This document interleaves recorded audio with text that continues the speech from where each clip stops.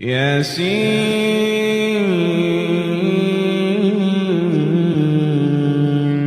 والقرآن الحكيم إنك لمن المرسلين على صراط مستقيم تنزيل العزيز الرحيم لتنذر قوما ما أنذر آباؤهم فهم غافلون لقد حق القول على أكثرهم فهم لا يؤمنون إنا جعلنا في أعناقهم أغلالا فهي إلى الأذقان فهم مقمحون وجعلنا من بين أيديهم سدا ومن خلفهم سدا فأغشيناهم فهم لا يبصرون وسواء عليهم أأنذرتهم أم لم تنذرهم لا يؤمنون إنما تنذر من اتبع الذكر وخشي الرحمن بالغيب فبشره بمغفرة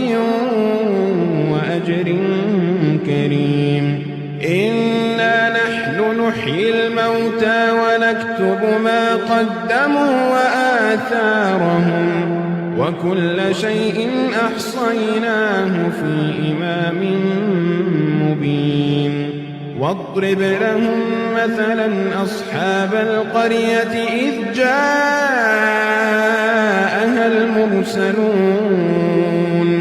إذ أرسلنا إليهم اثنين فكذبوهما فعززنا بثالث فقالوا إنا إليكم مرسلون قالوا ما أنتم إلا بشر مثلنا وما أنزل الرحمن من شيء إن أنتم إلا تكذبون قالوا ربنا يعلم إنا إليكم لمرسلون وما علينا إلا البلاغ المبين قالوا إنا تطيرنا بكم لئن لم تنتهوا لنرجمنكم وليمسنكم منا عذاب أليم قالوا طائركم معكم أئن ذكرتم بل أنتم قوم مسرفون وجاء من أقصى المدينة رجل يسعى قال يا قوم اتبعوا اتبعوا من لا يسألكم أجرا وهم مهتدون وما لي لا أعبد الذي فطرني وإليه ترجعون أأتخذ من دونه آلهة إن يردني الرحمن بضر لا تغن عني شفاعتهم شيئا ولا ينقذون إني إذا لفي ضلال مبين إني آمنت بربكم فاسمعون قيل ادخل الجنة قال يا ليت قومي يعلمون قيل ادخل الجنة قال يا ليت قومي يعلمون قال يا ليت قومي يعلمون بما غفر لي ربي وجعلني من المكرمين وما أنزلنا على قومه من بعده من جند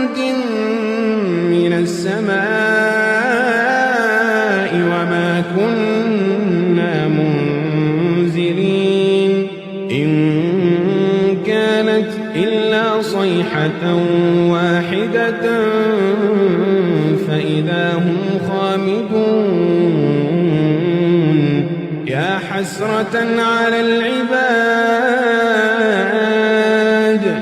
ما يأتيهم من رسول إلا كانوا به يستهزئون ألم يروا كم أهلكنا قبلهم من القرون أنهم إليهم لا يرجعون وإن كل لما جميع لدينا محضرون وآية لهم الأرض الميتة أحييناها وأخرجنا منها حبا فمنه يأكلون